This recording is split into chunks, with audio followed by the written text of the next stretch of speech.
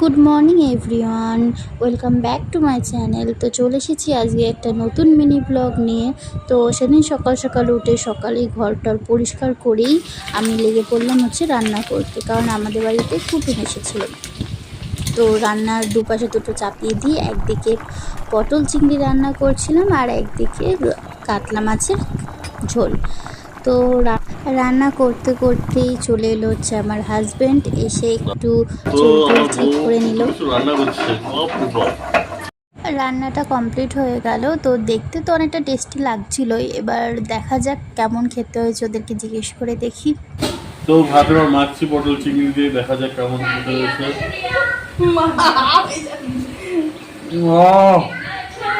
Fake review, fake review. না আচ্ছা আমি খেয়ে বলবো অ্যাকচুয়াল কেমন। এই যে দিদিও আমার সাথে হেল্প করেছে, বলতে গেলে অর্ধেকের বেশি কাজই করে দিয়েছে। এই যে দিশা বাড়ি যাবে না বলে মুখ ফুলিয়ে বসে আছে। তো খাওয়া দাওয়া তো কমপ্লিট হয়ে গেল। তারপরে আমি আমার হাজবেন্ডকে বললাম, তো খেয়ে নিয়েছো যখন, এখন একটুখানি আমার জামা কাপড়গুলো কেচে দাও। তো ও তো কেচে দিল।